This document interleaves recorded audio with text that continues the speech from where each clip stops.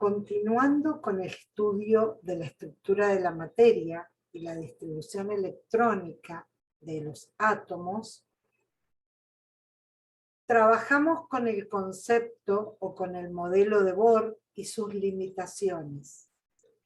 Vamos a avanzar ahora con el comportamiento ondulatorio del electrón, entendiendo que estas partículas muy pequeñas pueden exhibir sus propiedades ondulatorias, tienen una masa relativamente pequeña comparada a las otras partes del átomo y pueden permitir esa relación planteada en las ecuaciones de Einstein y de Planck.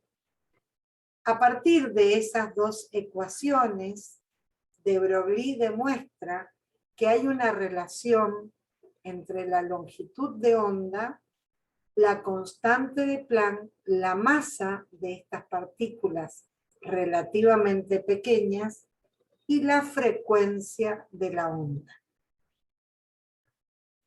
¿Qué es lo que vamos a interpretar con esto? La visión mecánico-cuántica del átomo, que se basa en algunos principios a estudiar, como es el caso de tratar a los electrones como ondas estacionarias, plantear el principio de incertidumbre de Heisenberg para culminar en la ecuación de Schrödinger. ¿En qué se basa ese modelo mecánico cuántico? En principio, que los electrones pueden existir solo en determinados niveles energéticos, que cuando absorben o emiten radiación modifican su energía y que ese cambio de energía del átomo o de la molécula está relacionado con la frecuencia de la onda que emite o que absorbe con ese contenido de energía. Ese salto energético está relacionado con los valores indicados en la ecuación de Planck. ¿Qué plantea el principio de incertidumbre de Heisenberg? Heisenberg determina o plantea que es imposible encontrar con exactitud el momento y la posición del electrón o de cualquier otra partícula muy pequeña. En forma simultánea no se puede encontrar la posición del electrón y su movimiento angular o su movimiento en relación con su cinética. Ese momento del electrón se asocia al modelo ondulatorio de Broglie. Entonces ya no podríamos hablar de una trayectoria en el electrón. Se desecha el concepto de órbitas manejado por Bohr. No tendría sentido describir al electrón, de acuerdo a la mecánica clásica, girando alrededor del núcleo. Sí, ahora lo que hace Schrödinger con su ecuación es plantear un modelo ondulatorio para esta partícula. Se basa en el modelo para el electrón del átomo de hidrógeno, al que lo trata como una onda, y cuando se plantea la ecuación de onda, se plantea una serie de funciones matemáticas vinculadas a la función de onda electrónica. Esta ecuación de onda, ¿sí?, es una combinatoria entre lo que aporta la energía cinética, lo que aporta la energía potencial, para darnos la energía total de esa partícula que se está moviendo. Esas funciones de onda lo que hacen es permitir que hayan definidos valores de la energía. Esos definidos valores de la energía van a tener un lugar o van a tener una forma particular que conceptualmente los vamos a denominar orbitales. ¿Qué son esos orbitales? Para cada ecuación de onda va a haber un conjunto de valores definidos, que son las soluciones matemáticas de esa ecuación, que se llaman números cuánticos. La mecánica cuántica no permite determinar la posición del electrón, pero sí nos va a permitir encontrar la región donde haya la mayor probabilidad de encontrar a ese electrón. Y esto es lo que vamos a denominar orbital. Saltamos entonces del concepto de órbita como una distribución lineal alrededor del núcleo a un concepto de densidad electrónica, de probabilidad de encontrar a ese electrón en una región particular del átomo. La probabilidad de encontrar ese electrón va a estar en relación a un volumen, ¿sí?, a una posición determinada en cada uno de esos niveles energéticos. Entonces, podemos concluir en que el orbital va a ser una función de probabilidad que va a referirse a la región del espacio alrededor del núcleo donde la probabilidad de encontrar al electrón sea la más elevada. Si volvemos a la evolución del modelo atómico, partiendo del átomo como algo macizo, pasando por el modelo del budín de Thomson, el modelo del núcleo y sus zonas energéticas o vinculadas al electrón, el modelo planetario de Bohr, ahora saltamos al modelo de niveles cuánticos que, basados en la ecuación de Planck, trabajando con los conceptos de Einstein, asociando esa masa y energía a la ecuación de de Broglie, pueden impactar todos estos conceptos en la ecuación de onda de Schrödinger, que es quien termina resolviendo matemáticamente esta incógnita o esta necesidad de encontrar la probabilidad de dónde está el electrón. Matemáticamente, cuando se resuelve la ecuación, se encuentran distintas soluciones o estados del sistema. Estas soluciones son las raíces de la ecuación. Para el átomo de hidrógeno existen infinitas soluciones, porque hay muchos o infinitos estados electrónicos del sistema. Ya vamos a definir qué es lo que es el estado elemental o fundamental.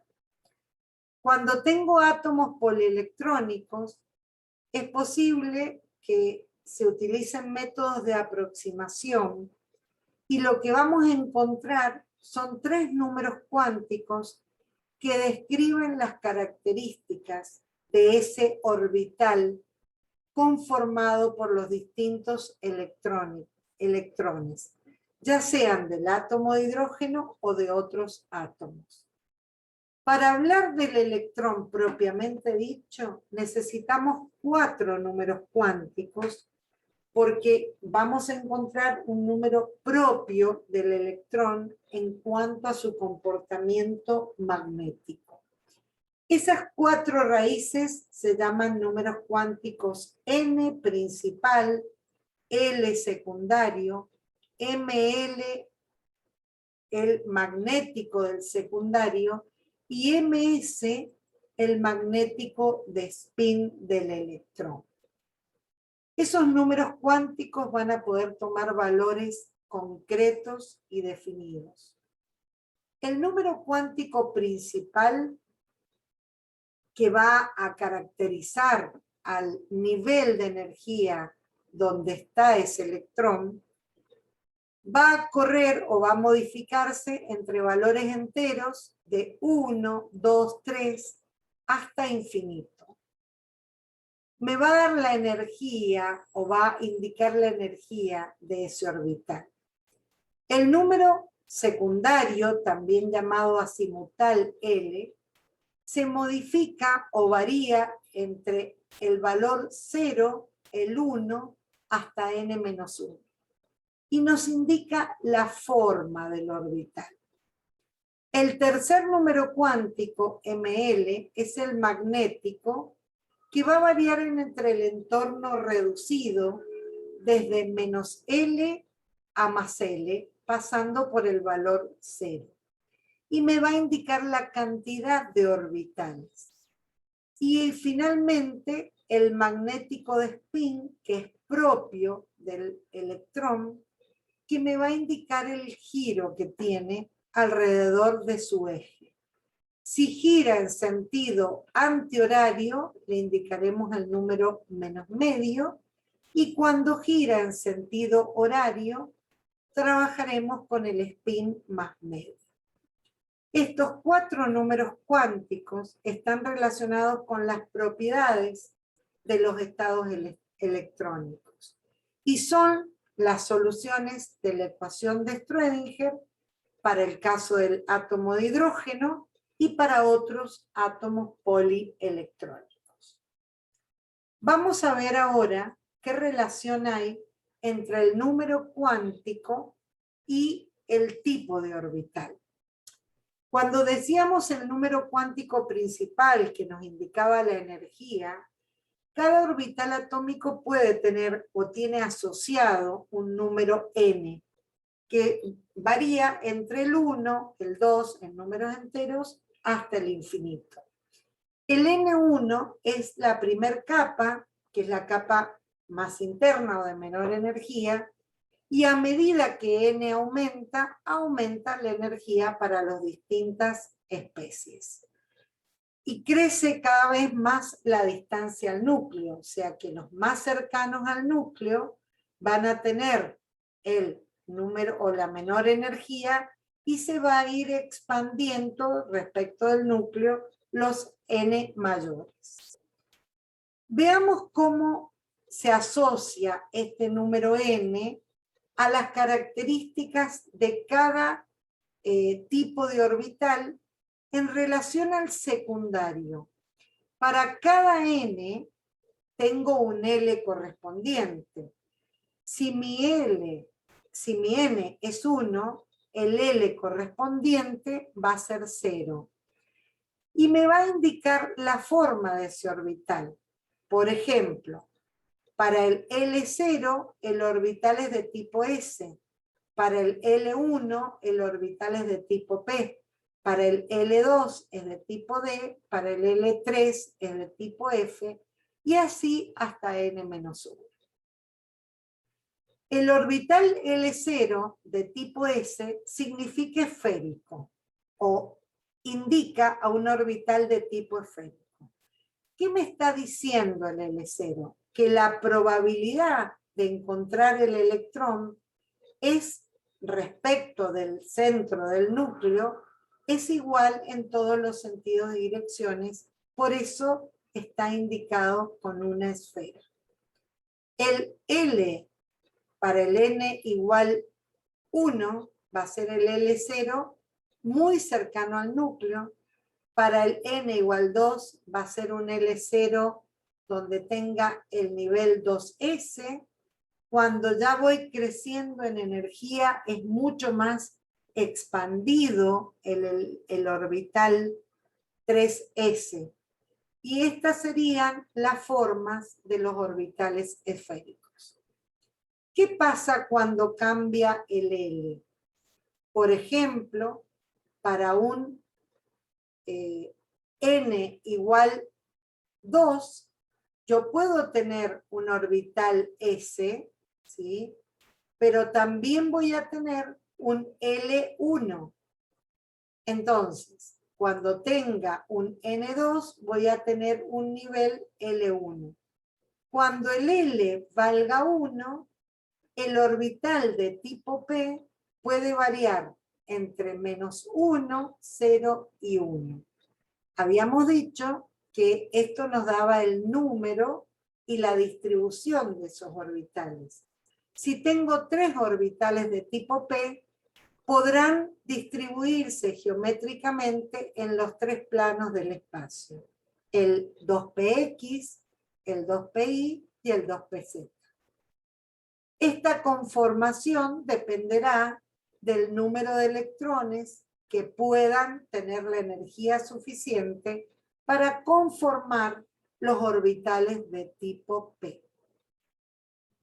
Si seguimos avanzando en el n igual 3, el n igual 3 va a poder tener un L0 orbital 3s, un L1, los 3 orbitales P, y para el L2 aparece lo que se denomina la subcapa u orbital de tipo D.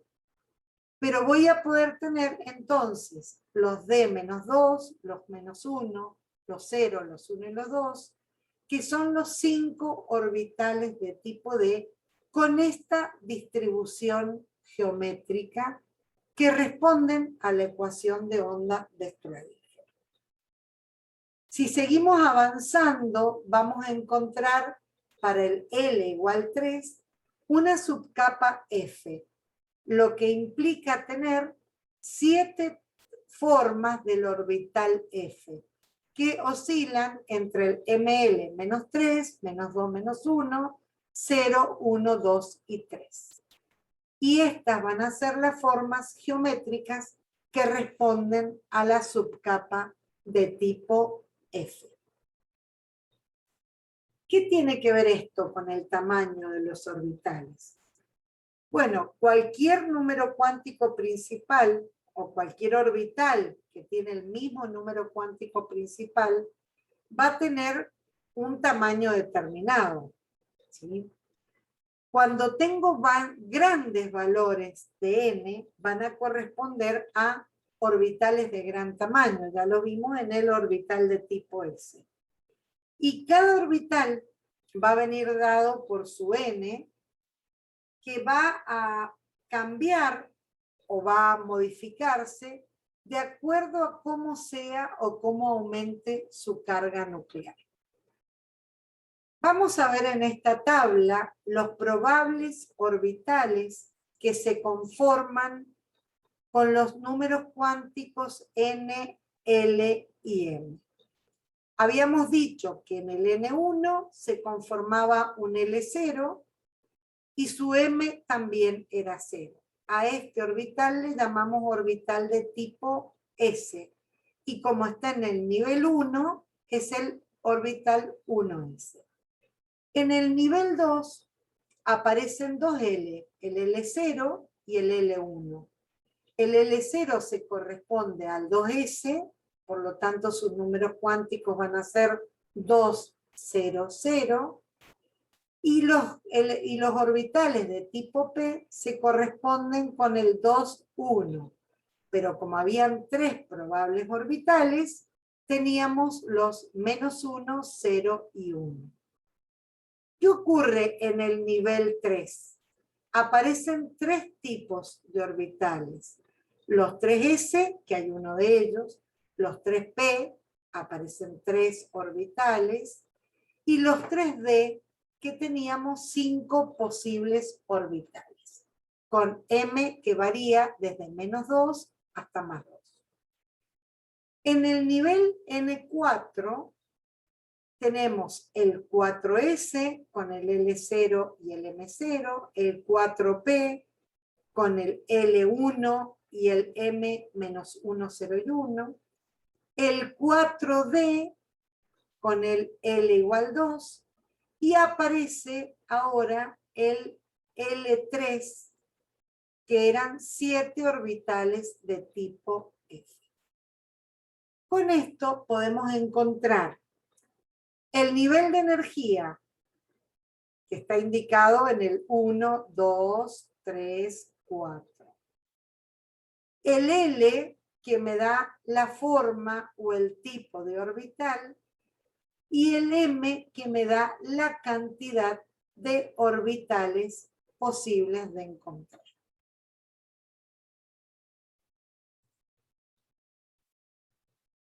Trabajaremos ahora con el número cuántico propio del electrón, que es el número cuántico de spin. Los electrones actúan como pequeños imanes, tienen un comportamiento frente a los campos magnéticos y suponemos que giran alrededor de su propio eje, generando esos campos magnéticos. Cuando giran en un sentido, le asignamos el valor más medio, y cuando giran en sentido contrario, el valor menos medio.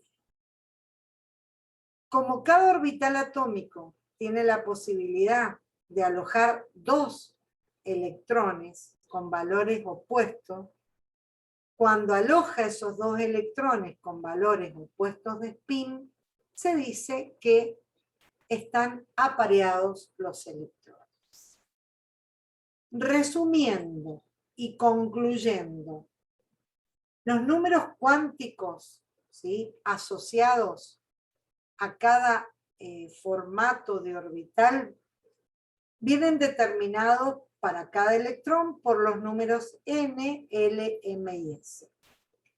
El N1 se corresponde con el L0, el N2 con el L1, el N3 con el 2, el N4 con el 3. El N nos daba el número de capa o nivel, el L nos daba el tipo de orbital, el M nos daba la orientación y cantidad de orbitales, y el S era propio del spin o propio del electrón.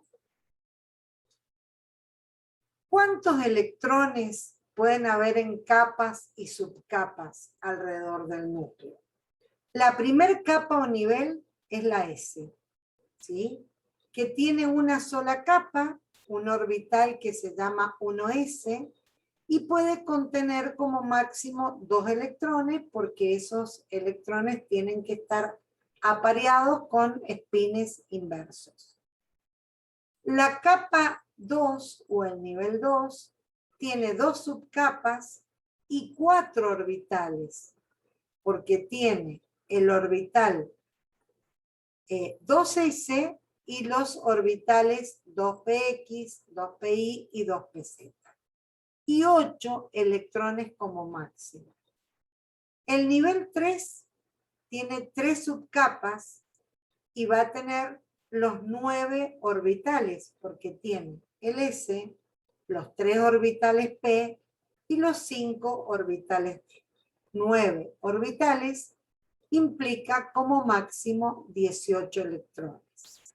El nivel 4, ¿sí?, va a tener 4 subcapas que van a ser la 4S, las 4P, son 3, más las 4D, que son 5, más las 7 de las 4F.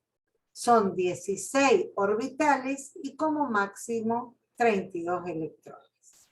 Se puede así llegar a concluir en la capa, en el nivel 5, un máximo de 50 electrones. ¿Cómo se ordenan los electrones alrededor del núcleo? Esto es lo que vamos a denominar configuración electrónica. La configuración electrónica responde a que esos orbitales, ¿sí?, que forman los electrones con ciertos números cuánticos, van a responder a principios de estabilidad y de menor contenido energético. Uno de esos principios es el principio de exclusión de Pauli, que plantea que en un mismo orbital no pueden haber 2 electrones con los 4 números cuánticos iguales. ¿En qué se van a diferenciar? Se van a diferenciar en el número cuántico de spin. La regla de Ham, en cambio, plantea que esos electrones con números cuánticos similares, o sea, que están dentro de una subcapa u orbital, van a permanecer incompletos. O sea, que la máxima estabilidad va a ser aquella en que se puedan formar o conformar la mayor cantidad de orbitales con electrones desapareados. Entonces, la configuración electrónica en estado fundamental va a tener de tal manera distribuidos los electrones que conformen un número distinto o una cantidad distinta de orbitales atómicos. El átomo aislado en su estado energético más estable va a ser el más bajo o no excitado y va a responder a tener la energía total más baja del átomo, que va a cumplir con lo que llamamos el principio Aufbau. Ese principio responde al ordenamiento según la regla de Hunt y también al principio de exclusión de Pauli, donde decíamos que no pueden haber más de 2 electrones con los 4 números cuánticos iguales conformando un orbital. El principio de máxima multiplicidad o regla de Hunt es cuando tenemos más de un electrón con contenidos energéticos similares. Por ejemplo, es el caso del nitrógeno, que tiene 7 electrones para conformar lo que llamamos cajas que representan un orbital. Esos 7 electrones se van a distribuir de tal manera que primero conforman el orbital 1s2, el 1s con 2 electrones, ambos con espines contrarios. El nivel 2 conforma el S, el orbital S con 2 electrones completándolos, y nos quedan 3 electrones más para distribuir. Esos 3 electrones van a conformar, por la regla de Hunt, los 3 orbitales 3px, 3pi y 3pz, cada uno con un orbital, con un electrón con el spin correspondido. No podría haber un orbital completo y uno incompleto, sino que se conforman y se distribuyen los 3 orbitales p. Esto genera hablar de distintas formas en que se ubican los espines del electrón. Si yo tengo electrones que tienen espines con la misma orientación, se van a llamar electrones con espines paralelos, o bien electrones con espines antiparalelos o apareados. Esto luego va a impactar en las propiedades magnéticas que tenga cada elemento químico. Entonces, las reglas generales dijimos que no se pueden colocar más de 2 electrones por orbital y que cada subnivel va a conformar la máxima cantidad posible de orbitales, que era el principio de Hunt. ¿Cómo es la energía o cómo están distribuidos energéticamente esos orbitales? Dijimos que los más cercanos al núcleo del nivel 1 eran los de menor energía. En el nivel 2 aparecían el 2s y el 2p. Los 2p tienen una energía levemente superior a la s. En el nivel 3 aparecen los 3s, los 3p y los 3d, con contenidos energéticos diferentes. En el nivel 4 aparecen los 4S, los 4P y los 4D. En el nivel, y los 4F, ¿sí? No nos olvidemos de los 4F. En el nivel 5, el 5S, el 5P, el 5D y el 5F se formarían. Y en el nivel 6, el 6S, el 6P y los que continúan. ¿Qué es lo que observamos desde el punto de vista energético? Observamos que cuando se conforma el orbital 4p, por un ordenamiento posicional o a la distancia que está, debería conformarse el orbital 3D. Pero antes que el orbital 3D, tenemos un orbital de menor energía que es el 4s. Entonces, antes de conformarse los 5 orbitales 3D, se conforman los orbitales 4s. Saltan los electrones a conformar los 3D, estos se llaman traslapes energéticos, y recién después se conforman los orbitales 4p. Esto vuelve a ocurrir luego del 4p, cuando deberían conformarse los 3D o los 4D y los 4F, sin embargo se conforman el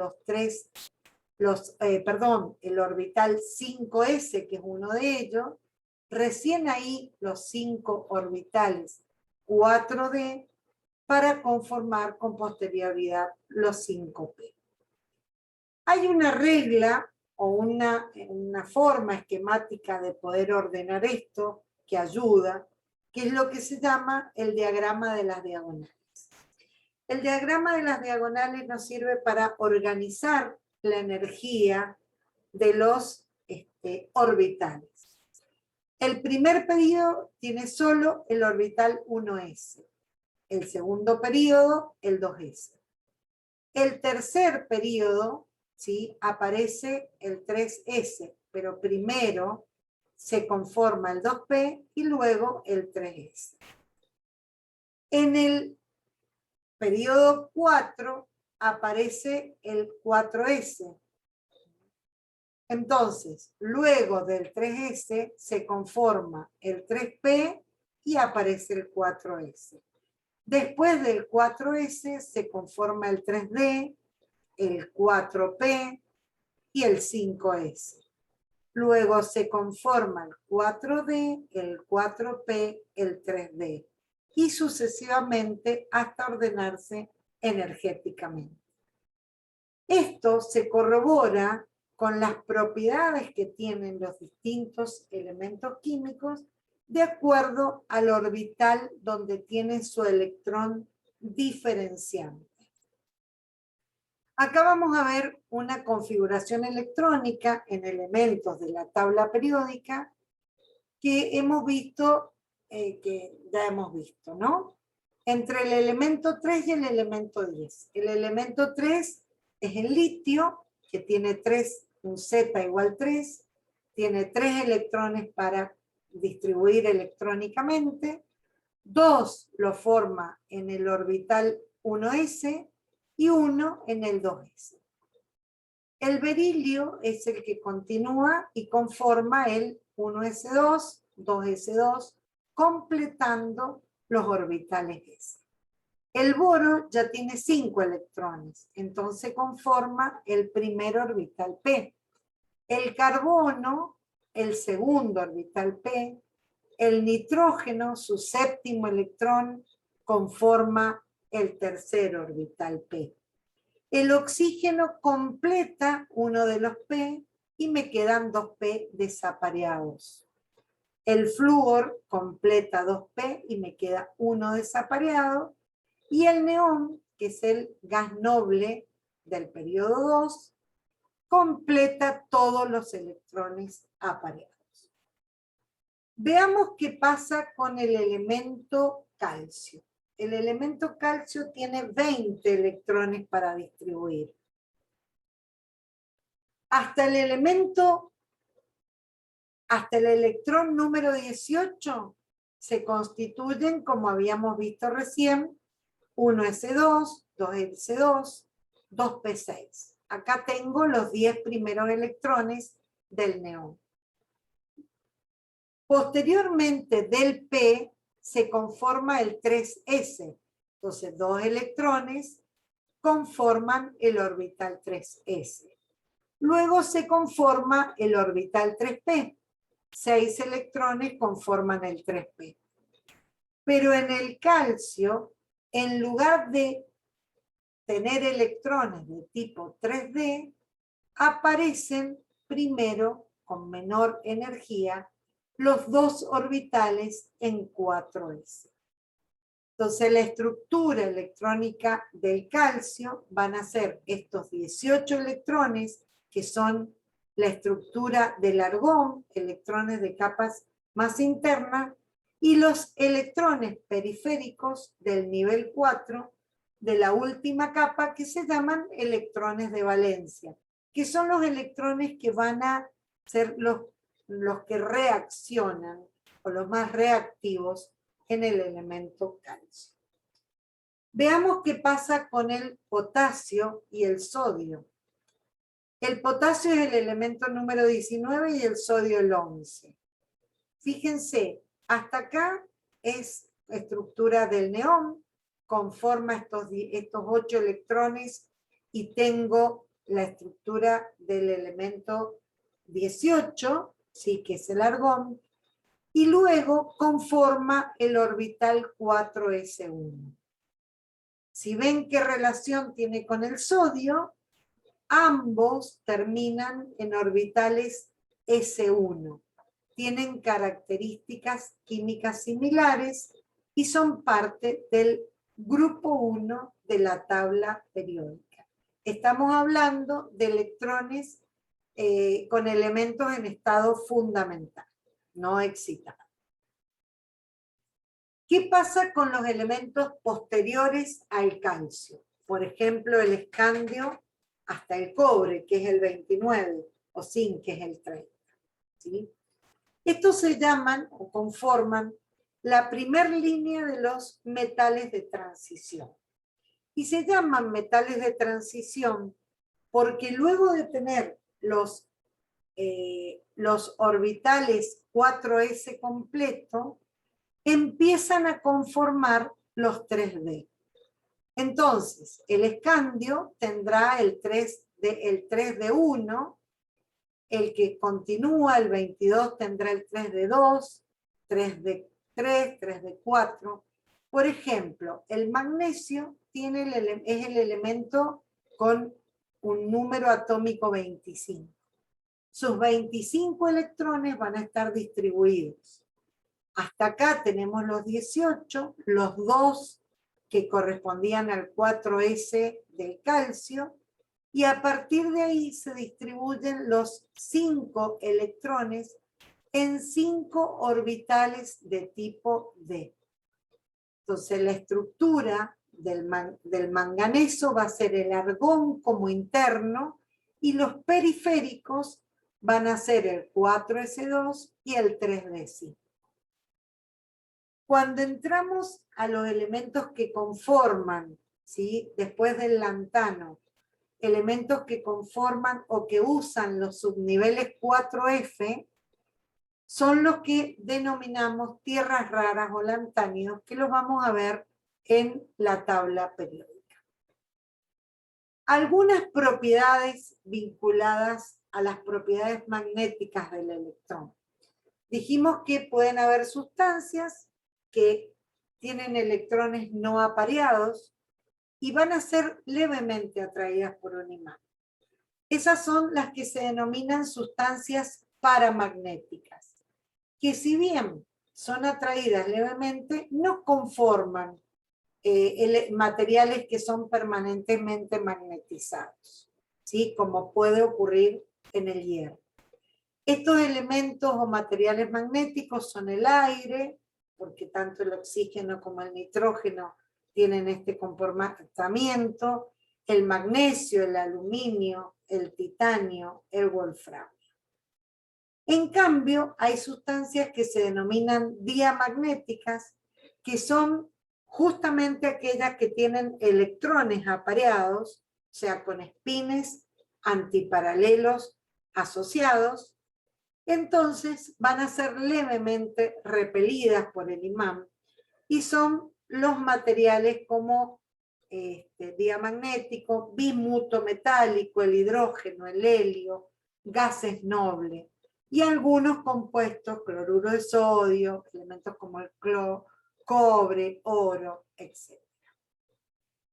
Para poder interpretar la distribución electrónica tenemos que hacer el estudio de todos los elementos. Acá les comparto la distribución electrónica hasta el zinc, que es el elemento 30, pero luego, cuando hagamos el estudio de la tabla periódica, vamos a poder completar todas las configuraciones electrónicas. Con esto queda concluida la temática de la unidad 2.